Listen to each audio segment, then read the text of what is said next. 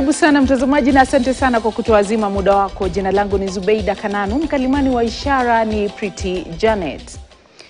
Mtazamaji, jina la naibu Inspector General wa polisi Eliud Lagat limetajwa pakubwa kuhusiana na kifo cha Albert Ojwang. Hii ni tangu Inspector General wa polisi mwenyewe Douglas Kanja, ambaye ni bosi wake, kubainisha wazi kuwa ndiye alikuwa mlalamishi kwenye kesi iliyosababisha Ojwang kukamatwa na DCI kutoka Homa Bay.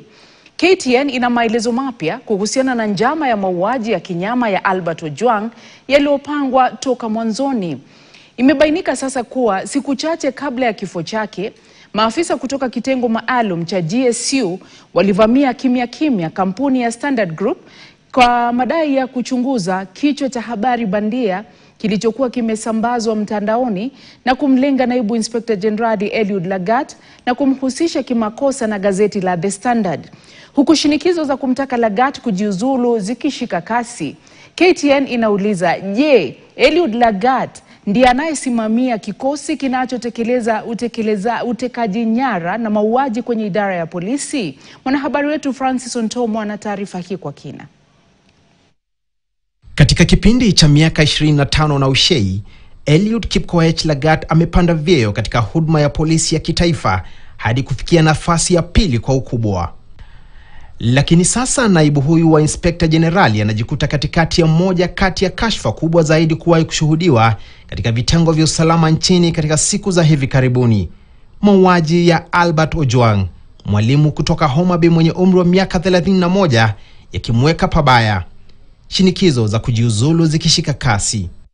KTN sasa inaweza kufichua kuwa siku chache kabla ya kifo cha Ojwang, shirika la habari la The Standard lilitembelewa na maafisa kutoka kitengo maalum cha GSU kuchunguza habari gushi zilizomlenga Eliud Lagat na kuhusishwa kimakosa na shirika la The Standard. Gari hili aina ya Toyota Probox lenye nambari ya usajili KDD 055Z liliingia katika maegesho ya The Standard hapa Nairobi Aprili 22. Ndani yake wakiwa wanaume watatu waliodai kuwa maafisa kutoka kitengo maalum cha GSU. Walifika na maswali mazito kwa uongozi wa The Standard kuhusiana na kichwa hiki gushi cha habari kilichoibua msisimko ndani ya huduma ya polisi ya kitaifa. Kichwa hicho bandia kilidai kuwa Lagat ndiye afisa tajiri zaidi nchini, vilevile akitajwa kuwa polisi mwenye kashfa chungu nzima. Baada ya mahojiano mafupi na wakuu wa Standard, waliondoka kwa haraka walipothibitisha kuwa kichwa hiki hakikuchapishwa na The Standard. Lakini siku chache baadaye kichwa kingine feki kikaanza kusambaa tena, The Mafia Cop. Na sasa imebainika kuwa ni kichwa hiki kilichosababisha kwa njia moja au nyingine kifo cha Albert Ojwang.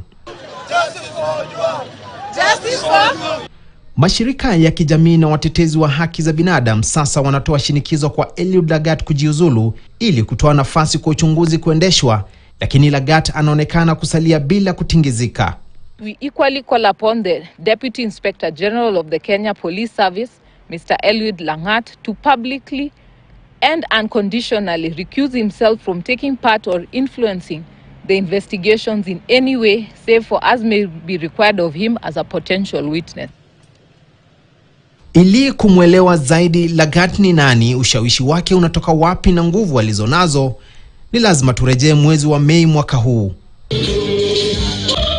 Baada ya kuuawa kwa padri mkatoliki huko Tot Elgeyo Marakwet, Father Lois Cheruiyot Bet, kwa mikono ya wahalifu, huduma ya polisi ilimtuma Lagat kuzuru eneo hilo na kurejesha hali ya usalama. Muagree how this thing is going to be actualized. Saizi mtaongea baada ya hii. Tunaelewana chairman?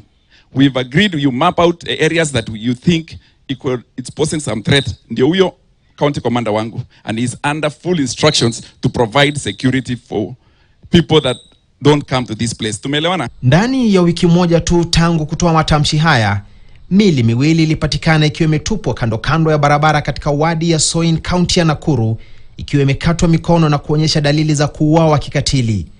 Wote wakiwa ni wakazi wa Tot Elgeyo Marakwet. Je, ni amri ya Lagat iliyopelekea unyama huu kufanyika? Yote ya kijiri, taifa linazidi kushangazwa na kimya kutoka kwa afisi kuu zaidi nchini kuhusiana na kifo cha Albert Ojwang. Lakini kwa mtu anayepaswa kulinda usalama na sheria, Eliud Lagat sasa anatuhumiwa kuwakilisha uozo ule ambao aliapa kuupiga vita. Francis Ontomwa, KTN, Nairobi. Mkurugenzi mkuu wa idara ya upelelezi wa jinai nchini Mohamed Amin sasa ameirusha lawama